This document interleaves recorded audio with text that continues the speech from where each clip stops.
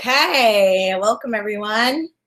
Welcome. Thank you for coming to our presentation. So what we're going to be doing today is we're going to be talking about arts integration. Rotella Magnet School has been operating for 20 years now, and our theme is arts integration. And what arts integration is, it's an approach to teaching. We follow the Kennedy Center's definition, where students construct and demonstrate understanding through an art form.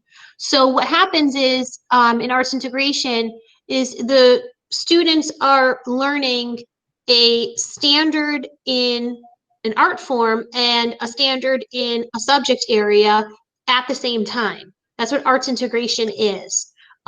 They're using the language of the standard. Perhaps it's the elements of dance. There's maybe certain words that are being used in the dance elements, or certain words they're using in the visual arts elements, and that's being combined with a subject. And we're going to dive into that in this presentation. Just to kickstart, to show you, here at Rotella, we use this continuum. And what that does is it kind of showcases the arts in education from enhancement to integration. Now, enhancement is not integration, but it's still a really great thing to do, because whenever you use the arts, you are motivating students, you're tapping into the creative part of their brain. And with the enhancement, if you look at the bottom, it might be kind of tricky to see. So if you sign up in our Google spreadsheet, our Google sheet, you will be able to get this presentation. We'll email it to you. But under enhancement is drawing a picture of the main character. So this is kind of elementary level, but it's just giving you examples of what that would look like in a classroom. So there's really no target, listed on the board for each standard for the arts in the core curriculum. It's just drawing a picture, which is still, that's great. Then you move all the way over to the right, and now we're talking in the two yellow columns, and now we're talking about arts integration. And there's two environments in which integration can happen. One is kind of tricky for it to happen. That's the co-taught integration, because you need the time for, let's say, Steph, the visual arts teacher, to come in to my classroom as the classroom teacher.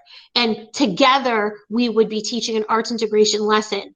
Obviously, she would have knowledge on the art form and I would have knowledge on the subject. Of course, we both could have knowledge on each other's.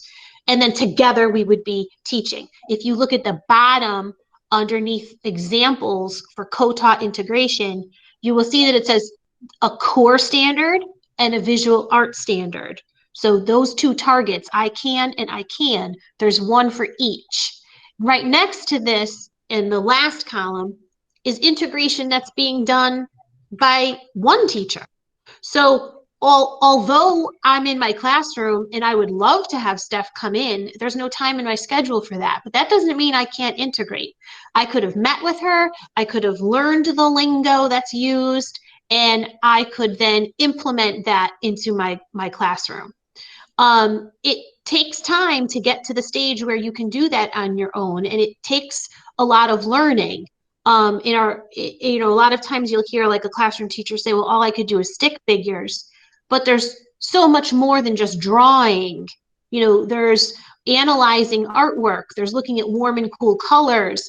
So there's things that you can do in art forms that you can feel comfortable with. So there's a little bit of fear for sometimes for people to arts. I'm not good at that. I myself, music is the area that I have the hardest time with. But I used to just touch base with my music teacher, kind of get an idea, and somehow find a way to incorporate that in my room.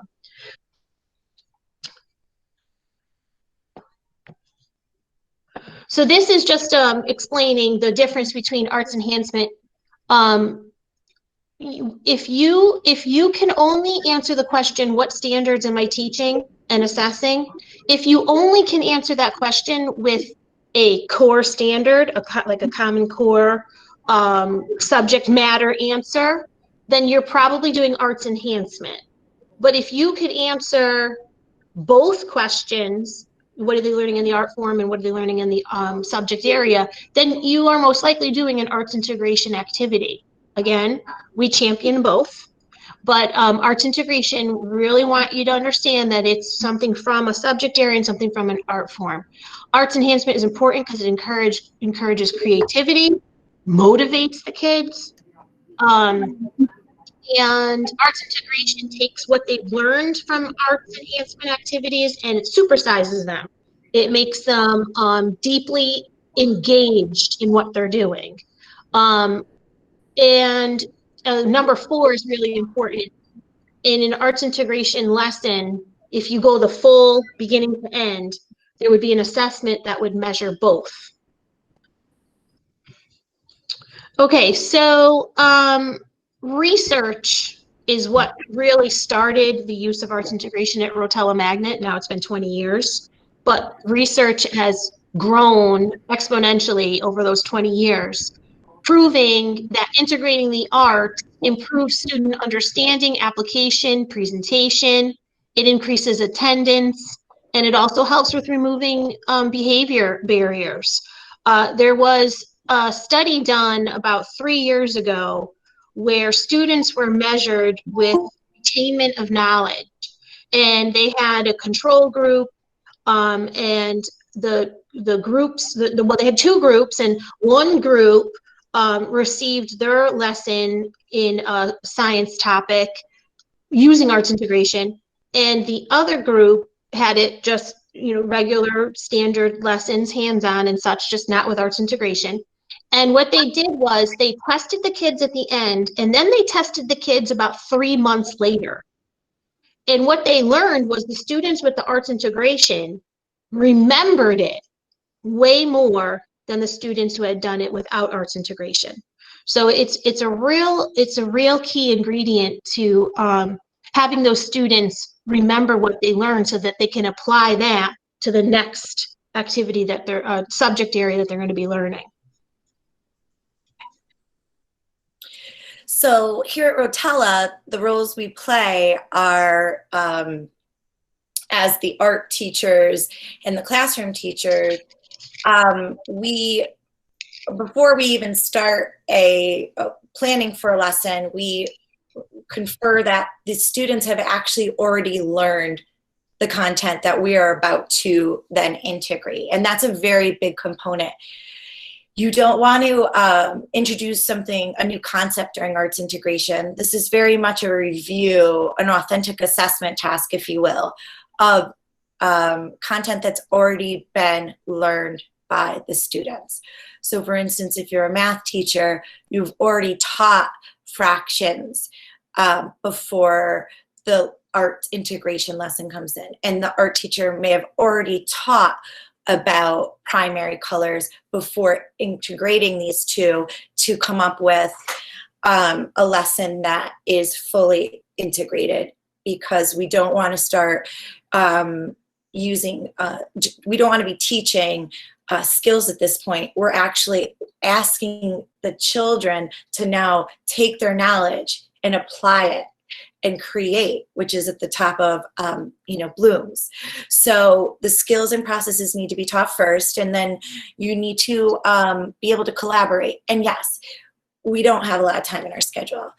We don't even have a lot of time at Rotella. But what we do, if we don't, and we have a minute in the hallway, which happens pretty much like every day, or we send emails to each other. And I can't tell you all the times that I get emails like, I'm doing this, I want the kids to do this landscape. What are the, we're studying like climate change. What are some of the language, the standards, the essential questions that I can apply on the art side of things? And I'm like, that's great, we just did this. Or they learned this last year, so they should know this by now. And obviously when you're rolling this out, you'll be modeling whether if it's a strategy or a full lesson. And it's really about advocating for the arts. So it's almost as if it is an authentic assessment task and a review of everything that they have already experienced. And that's really what locks it in for us, I believe, and makes it even more valuable for the students. More so, when you're thinking about your why, you want to think about what programs, initiatives, and bedrocks are core to your school or your classroom. At Rotella, we focus not only on arts integration, that's our theme, but also very much so on social emotional learning. So we do a lot of integration with social emotional learning. We have programs that are in place that we integrate through activities and strategies, putting in hooks. If you make connections, and when you make connections and relationships with your students, starting off with a drama lesson or a dance activity isn't going to be so challenging. And that's really important because, you know, when you're looking into dance and drama, which is much more presentation oriented, it could seem a little scary to get up in front of your peers. But when you've built that relationship with them, and part of it is building relationships, you're going to see more likelihood for the students to be actively involved and engaged because it's fun. You also want to think about what you're doing well already. So if you're math or history, what one of your core areas is to start as a jumping point to integration. And you also want to think about who you are not servicing. And sometimes we know that it's very hard for differentiation. But with the arts and arts integration, it is 100% multimodal. And using that approach, you're therefore differentiating immediately. So that's something to also consider when you're looking at ways to embed other approaches into your instruction that are going to engage your kids and help them retain their work. So as I was talking about social emotional learning, I just wanted to put in a couple clips of different things that, you know, really drive social emotional learning through the arts. So this first clip is a meditation. I'm just going to show you quickly.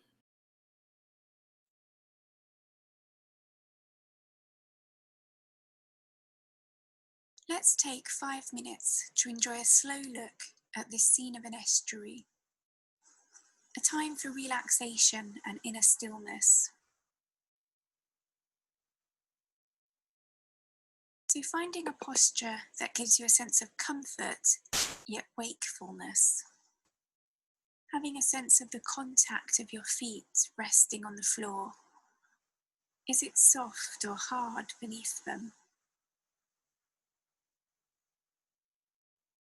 And lifting one foot, circling an ankle if that's comfortable for you. Noticing how it feels to rotate your ankle in this way. Placing the foot back down and feeling again the sensations of the floor beneath your feet. And, you know, there's so many rich dialogues that could take place after watching that and after meditating or getting them ready in the zone.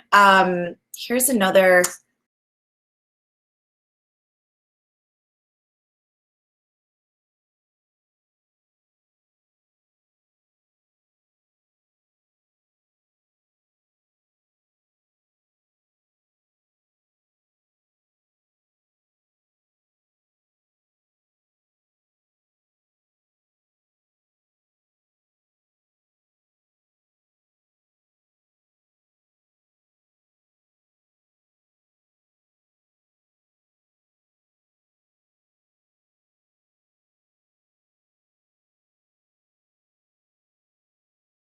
So, I mean, just the language she's using right there is as evident of like so many conversations. And this is really a great jumping point for our next component in arts integration, which is strategies. So when we're getting ready to implement arts integration, you're going to want to start small and start with maybe a hook or a strategy that you can do in your initiation of a lesson. On this chart right here, you're going to see in the blue column high impact instructional strategies, you know, everything you know about Robert Marzano's in there. And then on the right above, you're going to see all the artistic skills that are crosswalked with these. And this is such a great document. I've showed it to the art teachers. Basically, you know, the importance of this is that you want to know how direct instruction can link up to an artistic skill, or you want to know how critiquing an artwork links up to a Common Core standard. Now, or, you know, it's very a beautiful way to look at this. And it's also really important when someone is coming to observe you to have that communication with your observation administrator, whoever, about what you're doing and how impactful it is. And the more knowledgeable you are about what you're doing, the better off you will be for your evaluations. And also, you're an educator, so you should be able to educate others on what you're doing. Now, when we were talking about the continuum and we were talking about arts enhancement and working your way all the way up to arts integration, one of the great ways to start to implement arts integration is to use strategies, as opposed to moving straight into doing full-blown lessons with the assessment in both objectives, in following both standards. So visual art strategy that we have here is called I Notice 3. So what you would do, and this would go for, you know, any grade level, what you would do is you would find a piece of artwork, and you would have the students view the artwork. Now, on the second ago slide, we had the Zoom up that we for sake of time, we didn't show you that video. But in that particular thing, it's Google Arts and Culture. You can find those Zoom videos on YouTube. It delves right in, and like Steph said, it shows you the specific qualities of the work and brush strokes and meaning behind it. So, and I noticed 3. Fingo, because he's so, you know, impasto and texture related, yeah. Mm-hmm. So what you would do in I Notice 3 is you would ask the students to dive deep and look into that piece of artwork. And then you would choose something to notice, to model for the kids. So maybe you're zooming in and you notice the pots and pans up on the left corner. So then what you would do is you would then have somebody else notice. So you noticed one, then you would ask somebody else to notice something about that, the same pots and pans, and you would ask a third person to notice something about those pots and pans. That would start a conversation about what do those pots and pans have to do with the rest of this picture. Now, I'm using an object, but it could be a brush stroke, it could be a color, it could be the people, it could be the characters, it could be anything that's being noticed. And you continue the strategy to continue to dive deep into noticing what's in that picture. And you discuss your observations and you look to see if there's anything else to explore. The I Notice 3 could be used with music. You could be listening to a song and talk about the things that you notice with music. It could be a choreographed dance that you watch, or musical theater performance. But this is just a good start, a good strategy that's in the arts integration strategy bank that you could use. And it's really truly easy to just Google, you know, this is a great piece for, like, you know, talking about child labor and anything related to like the early, you know, times in America. And, you know, we could even, you know, all you have to, it's just as easy as Googling, you know, artists of a certain time or whatever you're studying in whatever content area. It's so easy, and you can always reach out to your art teacher. They all know so much about arts.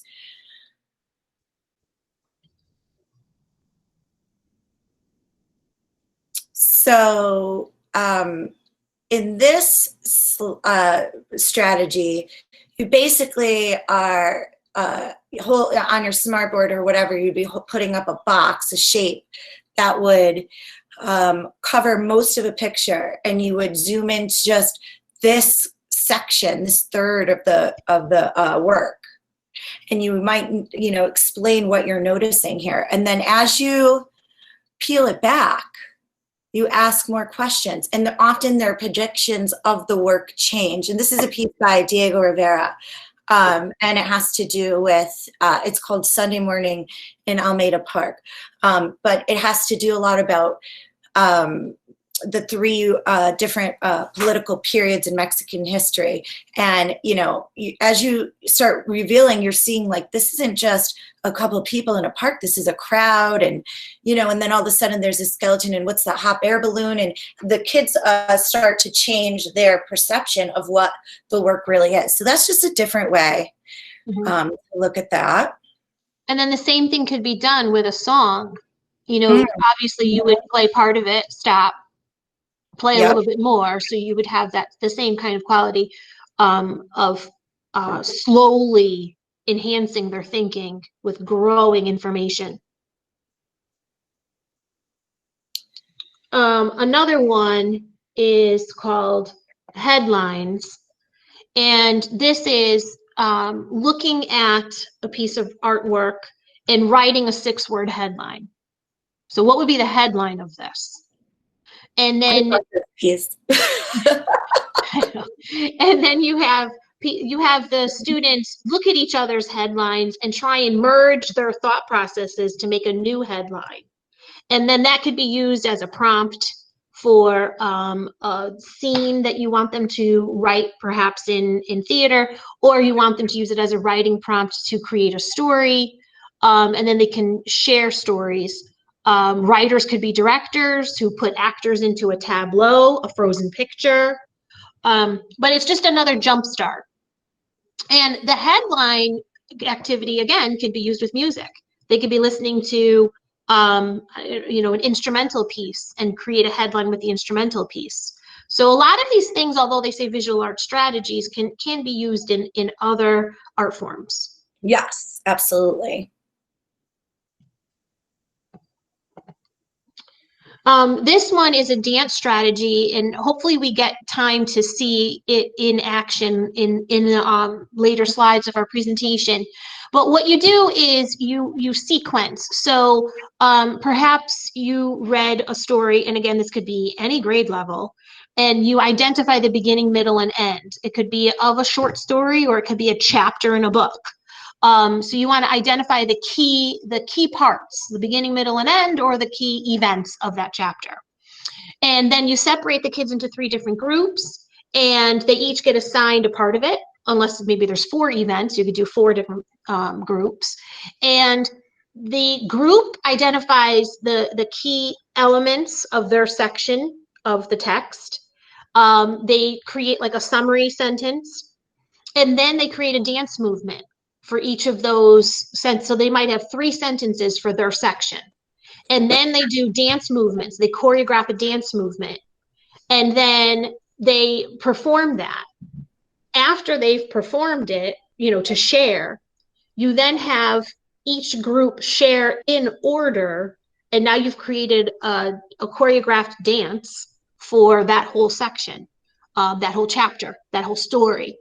I've done this with my students in drama, and they have movements that they create. So although it's a dance strategy, I've used it in my drama class.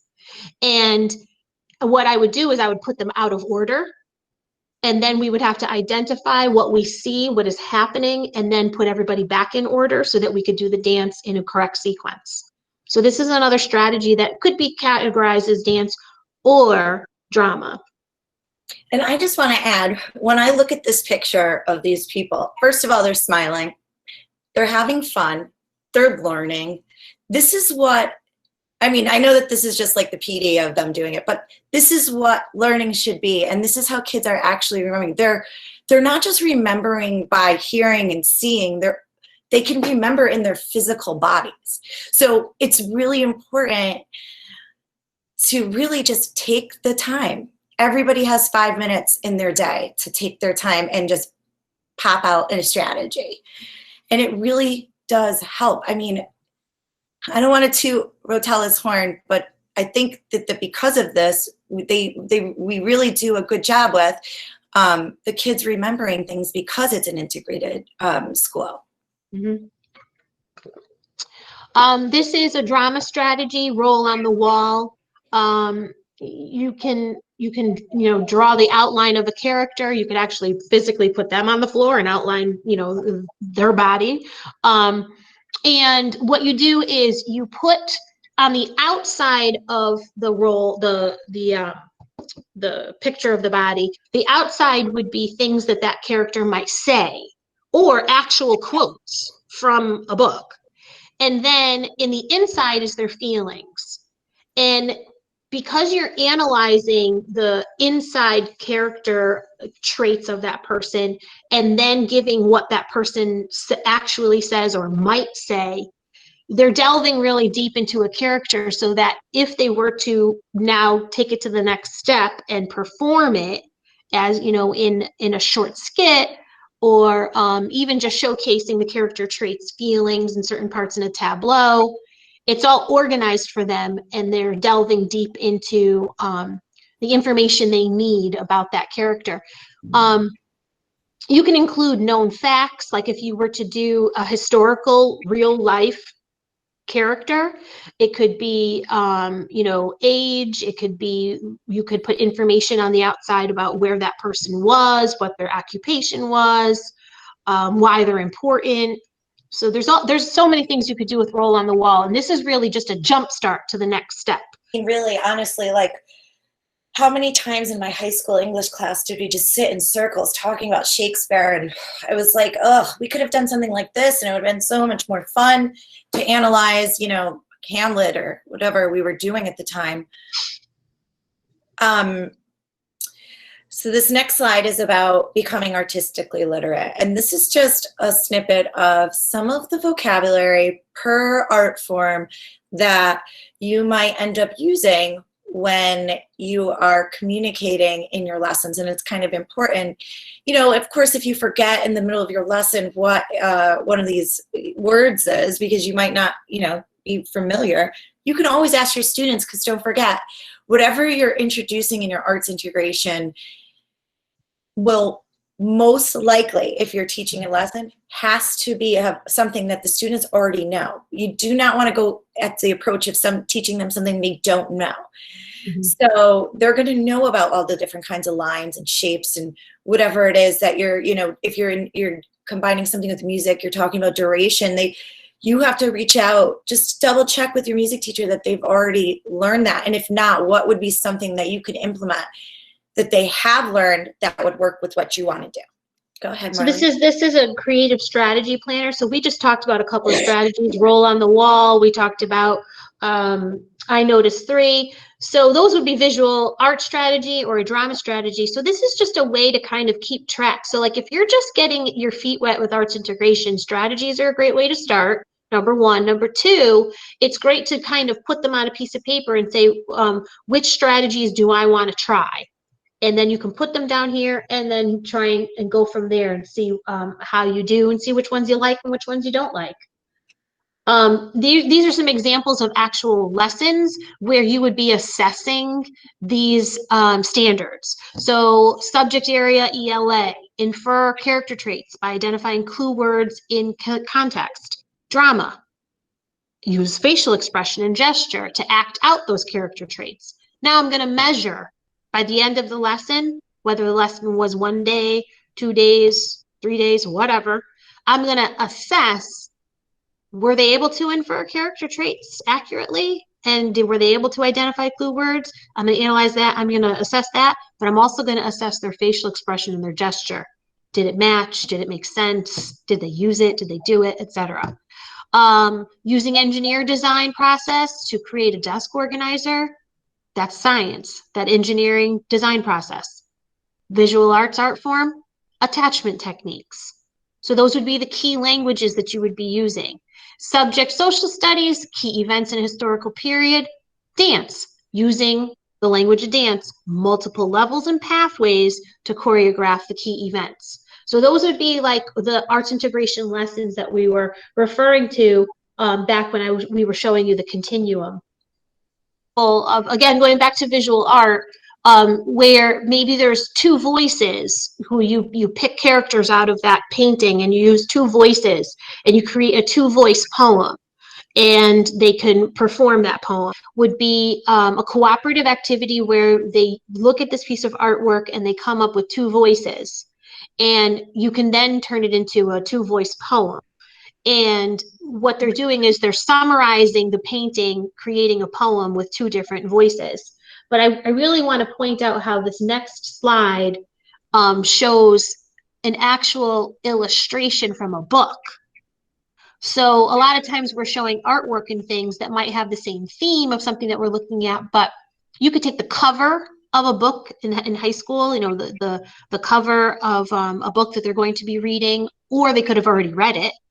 And you want to take a look at this and you want to analyze it. You could do I Notice 3 with it. You could do the poetry with it. You could do visual thinking strategies and use this either as the hook that Steph was talking about before, or as classroom discussion, observation, and kickstart a lesson, or end a lesson, end a unit, either way. And you know what? Even if you don't know anything about visual arts and you ask your art teacher, because they have all the information and they give you that information and you're still not sure, do it anyway, because the kids can teach you. Yes.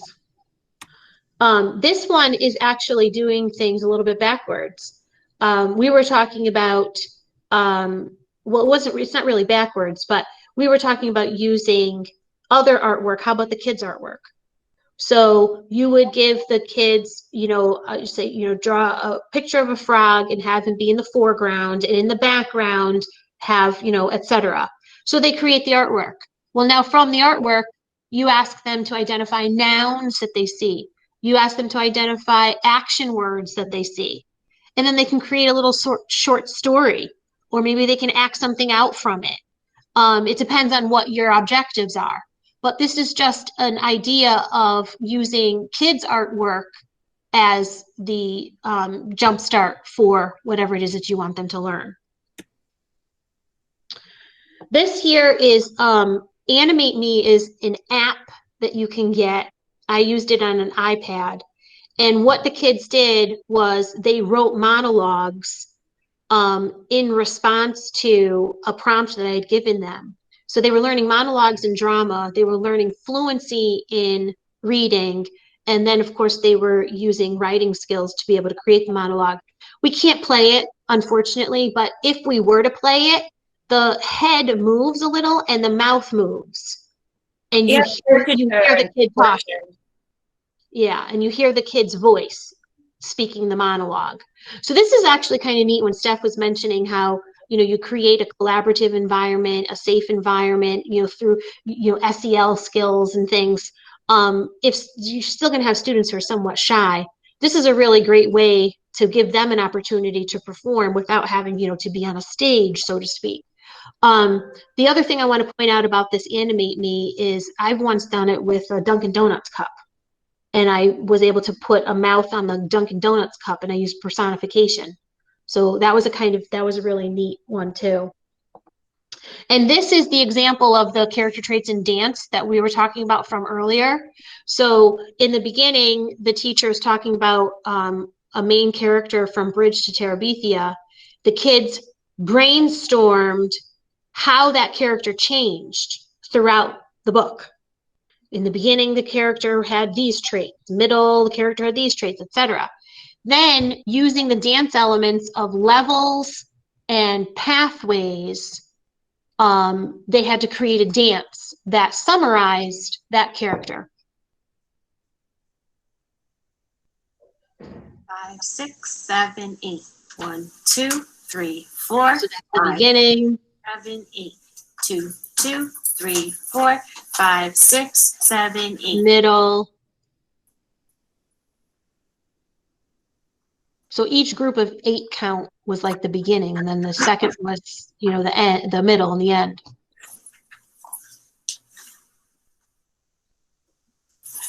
Non-locomotor movement. And that's their. I bet you never forgot that book. Yeah, and you can assess that. You can assess what are they showing me about that character? You know, am I seeing the character traits? Of course, they might do a writing piece that goes with that to showcase what they know about that character.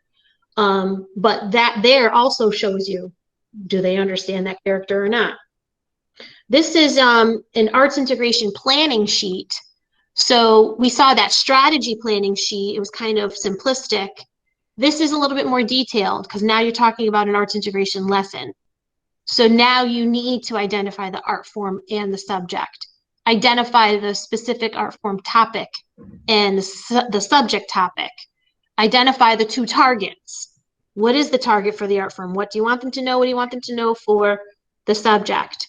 And then you would go ahead and create it. And now, as Steph has mentioned, for the classroom teachers out there, for the subject teachers, you don't have to be an expert in the art form.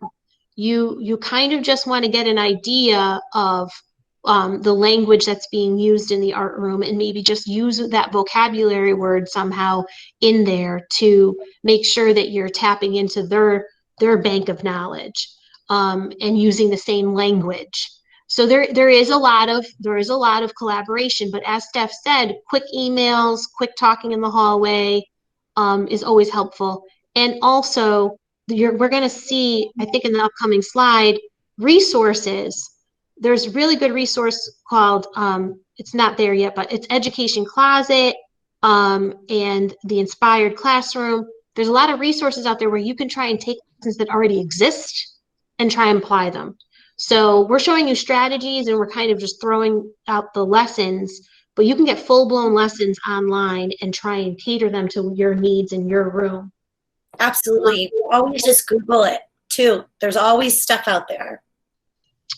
So now we're talking about assessing, showing what you know.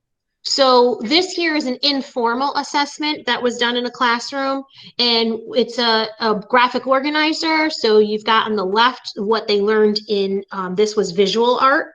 That was the art form. They learned lines and variation. And then the academic subject was, we keep talking character traits, but that just happens to be what we've got for sharing. Character traits is not the only thing you integrate. And then in the middle is what is happening because of those two subject areas, the art form and the subject. When they get integrated, what is it that they learned? So this is like a beginning step to assessing informally. The next step would be to use a rubric, or we have this reflection sheet. On the right side, you could see the reflection sheet where now the student is filling this out, or for the lower grades, you might do it together, or you will. You circle the art form, you circle the subject, and you list what is it that you learned about both, because you really want the students to understand that they didn't just learn about molecules in science, they also learned about levels and pathways in dance. And it was all done at the same time, and they all helped each other learn those skills. To the left is the rubric that students, the upper grade students, use in our school. And what that does is it measures the content area in academic. That's the pink column. Purple is the content area of the art form. And then it measures process and product. And that can be equated into a grade. So we have to have grades. But that would be a way to assess a full-blown arts integration lesson. And these are some resources. This is just a very small list of resources. As Steph put in, again, the Google sheet, if you sign up for that, we are so more than welcome to, we want to help you use any of these strategies, or, create lessons, whatever it is that we could do to help you, we are more than willing to do. Yeah, and I also want to point out that, if and when you receive the presentation, there's a couple of slides that have to do with math and arts integration. And if you have to click on the image, and it will bring you to a link that will show you whatever arts integration lesson or strategy that had to do with math that And you'd be able to there take. are some good math ones out there. I've come up with a couple myself, especially because, here, let's see. I think if you click on this one, yeah, I mean, Yeah, this is any of kindergarten. them. Yeah. The point is that, you know, you can, it's all spiraled, the curriculum, so you can always adapt it. And if that's your medium, you'll know what you need to do to make it there. And at Rotella, we are, you know, data driven. So every year our focus for integration slightly changes based on our scores. And last year we did math, and I mean, it was a little difficult at first, I'm not gonna lie, but after a while I got really good at it, and I was obviously collaborating with my coworkers. Yeah, and I just want to make one more point about adaptations. If you were to just Google arts integration and come across lessons, and you see a kindergarten lesson and you really like it, but you're like, I'm in 5th grade, what am I supposed to do with this? We can help you adapt that too. So, you know, whatever it is that you want, we're here. Yeah, let us know. Thanks, Rebecca. Positive vibes. That's great, I know, Sean. that's what we're feeling, man. Positive flowing. We kind of skipped over too, Steph, is how invigorating it is for us as teachers. Oh yeah, because we're always doing something new. Because you're making learning fun for the students, but you're also making learning fun for yourself. You know, it's very. I just want to add one more thing: is talk to your arts teachers, talk to your music teacher, talk to your visual arts teachers. So if you're a classroom teacher and you're like, I don't know anything about the arts, well, you have people in your school who do know something about the arts. And when I was a classroom teacher just starting out, I didn't know very much about music, to be honest with you. That was the hardest one for me to integrate. So I would go to my music teacher and I would talk to my music teacher and I would say, what are you teaching right now in music? And how can I apply that in my classroom? And I started small and I started simple. And using those strategies is a great way to start to grow to the lessons. There's so much more that we could share with you, and I would love to brainstorm with you. Yeah, whatever grade level, anything we can do to try and bring the arts to as many Waterbury students as we can. It would be fantastic. Sean, that's great to hear that you are excited to try them in your music room, because a lot of these strategies can very easily be moved over into the music room. So that's great. Thanks so much.